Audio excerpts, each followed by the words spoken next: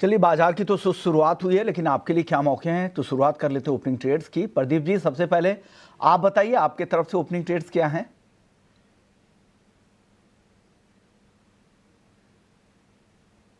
Sir देखिए, मुझे लगता है कि पीएसयू बैंक अभी चलेगा, और पीएसयू बैंक पे मुझे लगता है कि bank of India, bank of India में मुझे लगता है कि एक वॉल्यूम बेस्ड बाइंग यहाँ पे आ रहा है, और bank of India current zone से बाई करने का सलाह रहेगा। पहला टारगेट आएगा ऑलमोस्ट यहाँ पे 169, एंड सेकंड टारगेट आएगा ऑलमोस्ट 175 एंड अबव जाने के लिए रेडी हो रहा है। एंड इनफैक्ट एक स्ट्रिक्टली स्टॉप लॉस आपको यहाँ पे 158 के आसपास मेंटेन करना है। मुझे लगता है कि इजीली आपको 175 180 आने वाला दिनों में आते हुए दिखाई देंगे। आज कल नेक्स्ट 3 से 4 दिन मुझे लगता है कि फोकस रखना चाहिए, पोजिशनल व्यू है। Bank of India current zone से बाय करने का सलाह रहेगा। ओके, तो बैंक ऑफ इंडिया आपने आइडेंटिफाई किया है 169 पहला टारगेट, दूसरा टारगेट 175 का, 158 का स्टॉप लॉस भी लगा लीजिएगा। 4 से 5 दिन भी आपको यहाँ पर होल्ड करना पड़ सकता है। इस बीच एक और एक्सपर्ट हमारे साथ तेजस शाह भी जुड़ गए हैं। तेजस जी, आप बताइए आपकी तरफ से ओपनिंग ट्रेड्स। गुड मॉर्निंग आपको और सभी दर्शकों और पैनलिस्ट को मेरा नमस्कार। आज का मेरा जो पहला ओपनिंग ट्रेड है वो मेटल सेक्टर से Hindalco limited. Metal as a sector हमें काफ़ी पसंद है, और हमें लग रहा है metal stocks will do well going forward. तो हिंडाल्को मैंने चुना है। एक हल्की हल्की सी गिरावट में बाइंग करने की सलाह है। 940 से लेके 945 के बीच में स्टॉक में खरीदारी करिए। स्टॉप लॉस लगाना रहेगा 919 का। इसका लक्ष्य रहेगा 975 का पहला, और दूसरा लक्ष्य रहेगा 1000 का। और दूसरा जो ट्रेड मैंने चुना है वो भी बैंक ऑफ इंडिया ही है। बैंक ऑफ इंडिया में हमने देखा कि एक 3 वाइड शोल्डर्स पैटर्न फॉर्म हुई है ऑन अ डेली चार्ट, और मोमेंटम काफी स्ट्रांग है स्टॉक में। ये स्टॉक में भी हल्की सी गिरावट में खरीदारी करने की राय है। 160 to 163 will be ideal level to go long in Bank of India with stop loss below 157। पहला लक्ष्य रहेगा 169 का, और दूसरा लक्ष्य रहेगा 175 का।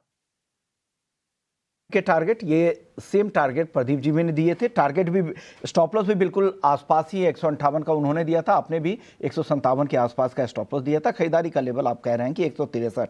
दूसरी कॉल हिंडाल्को, जहां पर आप कह रहे हैं कि 940 से 943 बेहतर जोन होगा एंट्री के लिए। हिंडाल्को में 919 का स्टॉप लॉस और 975 और 1000, ये दो टारगेट आपकी तरफ से आ रही है।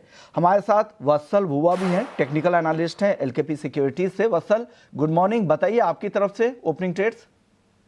Very good morning. तो मेरी तरफ से 2 ओपनिंग ट्रेड्स रहेगी, 3 रहेगी। एक रहेगी बैंक ऑफ बड़ौदा। अगेन मुझे पीएसयू बैंक्स काफ़ी अच्छे लग रहे हैं।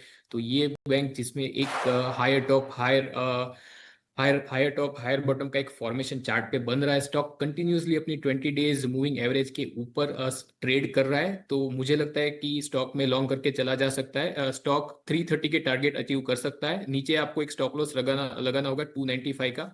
सेकंड जो एक स्टॉक रहेगा वो है अशोक लेलैंड। तो सेम स्टॉक में एक हायर टॉप हायर बॉटम का एक अच्छा खासा फॉर्मेशन चार्ट स्ट्रक्चर में दिख रहा है। स्टॉक में अगर एक तो कल और परसों के सेशन में थोड़ी बहुत प्रॉफिट बुकिंग भी 20 डेज मूविंग एवरेज से एब्जॉर्ब हो गई थी। तो मुझे लगता है स्टॉक में जो तेजी, एक हिडन बुलिश डाइवर्जेंस भी बन रहा है स्टॉक में, जो इंडिकेट कर रहा है कि तेजी स्टॉक में जारी रह सकती है। तो 188 के लेवल पे आप बाय करके चल सकते हैं। 179 का एक स्टॉप लॉस लगाना होगा। जो टारगेट मैं एक्सपेक्ट कर रहा हूँ वो 205 और 215 के टारगेट एक्सपेक्ट करके आप चल सकते हैं। तीसरा एक स्टॉक रहेगा डिक्सन। तो डिक्सन में एक प्रोलॉन्ग डाउन ट्रेंड के बाद कल स्टॉक में अपने जो सपोर्ट था, एक काफी मजबूत सपोर्ट है, इसको डिमांड जोन बोल सकते हैं, तो स्टॉक ने वहां पे सपोर्ट लिया है। हालांकि इसमें एक स्टॉप लॉस काफी स्ट्रिक्ट लगाना होगा क्योंकि एक कॉन्ट्रा ट्रेड है। तो मुझे लगता है डिक्सन में आप 11050 के लेवल पे बाय कर सकते हैं। 10,900 का एक स्टॉप लॉस लगाना होगा। शॉर्ट टर्म के लिए रिट्रेसमेंट के लिए मुझे लगता है कि स्टॉक अपनी 20 डेज मूविंग एवरेज को टेस्ट करने मीन की तरफ रिवर्ट हो सकता है टुवर्ड्स द लेवल ऑफ 11,500। 7,500 ये लेवल भी डिक्सन टेक दिखा सकता है। 10,900 का स्टॉप लॉस लगाना है।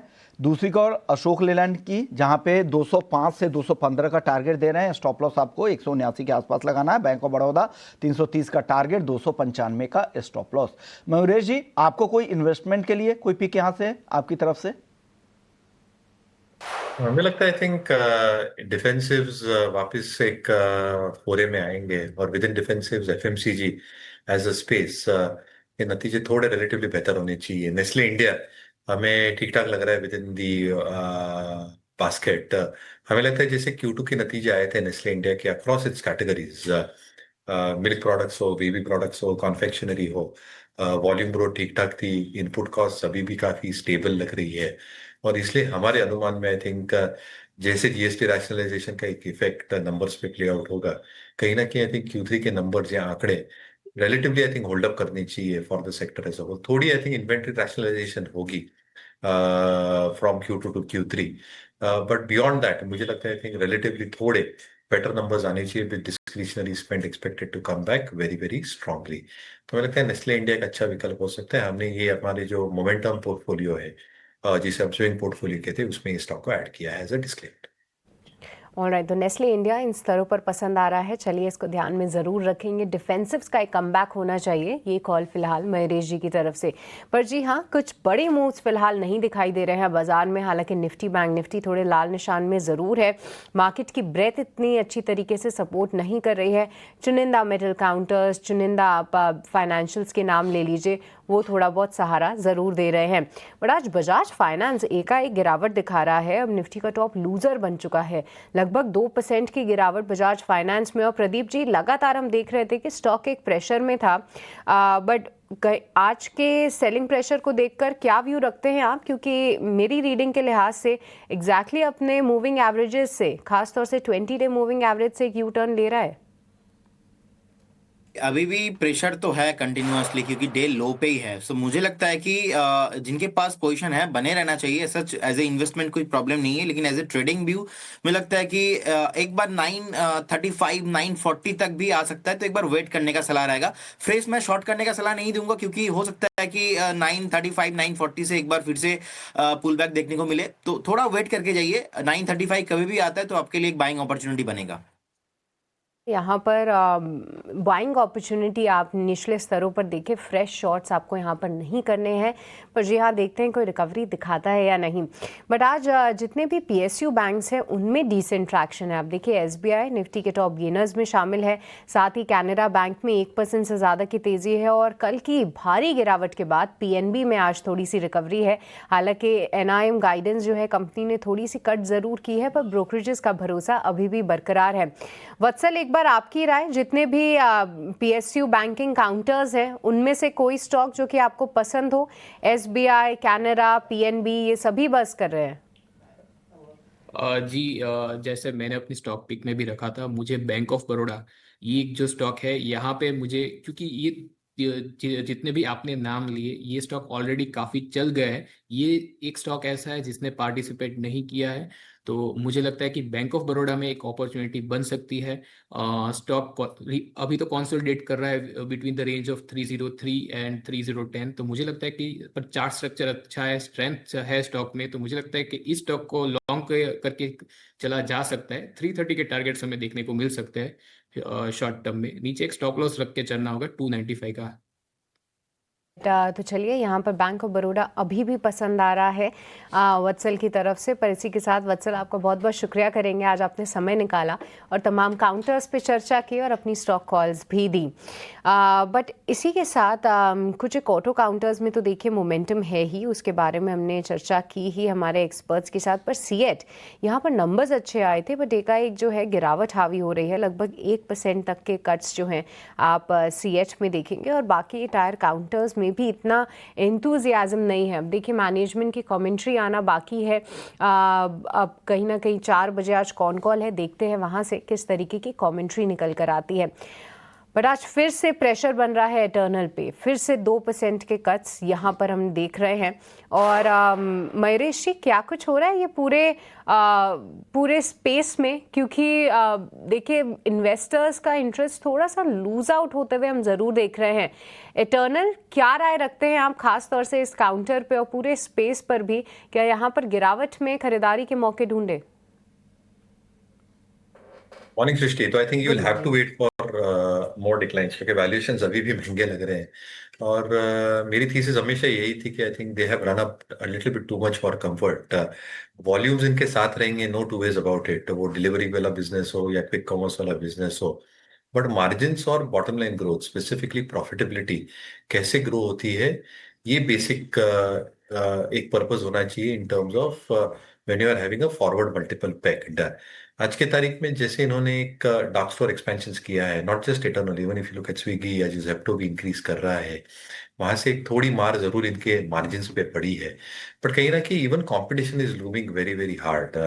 तो अमेजोन की एंट्री कैसे होगी, क्या रिलायंस रिटेल की एंट्री होगी, डीमार्ट या अदर जो क्विक कॉमर्स प्लेयर्स हैं in the industry, they are probably doing pilots in a few cities. तो इससे एक इनहेरेंट एडेड प्रेशर आ सकता है going forward in terms of realisation growth. And let's not forget, I think the new wage labour bill code, इससे भी एक one time impact जरूर आएगा Q3 में, बट उसके आगे क्या निकल के आता है ये देखना बहुत लाजमी होगा, specifically when it comes to margin, because a large part of their workforce is dependent on gig workers. तो आई थिंक काफी इफ्स एंड बट्स है, और इसलिए मैं देखना चाहता हूँ कि Q3 के नतीजे कैसे आते हैं, कमेंट्रीज कैसे रहती है for the internal space.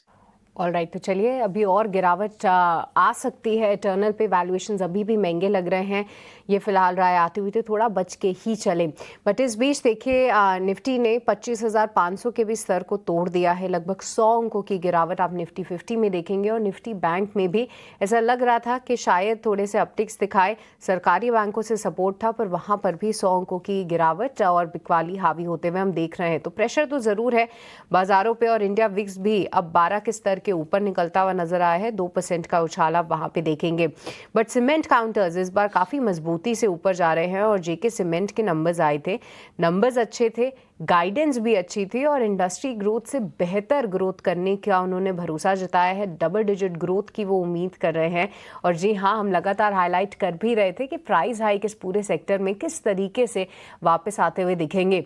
JK cement, Dalmia Bharat, ये कुछ NSE 500 के टॉप गेनर्स में शामिल जरूर होते हुए दिख रहे हैं। एक बार तेजस, आपकी राय, जेके सीमेंट पे 5% का उछाल, डालमिया भारत 2% की तेजी, क्या इन दोनों में से कोई स्टॉक फिलहाल आपको पसंद आ रहा है? देखिए, बहुत ही बढ़िया चार्ट स्ट्रक्चर है जेके सीमेंट का, और आज फ्रेश ब्रेकआउट भी हुआ है after long consolidation of 2 to 3 months।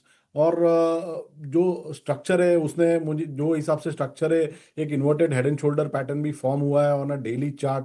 तो मुझे लग रहा है कि यहाँ से जो रैली है वो बरकरार होगी।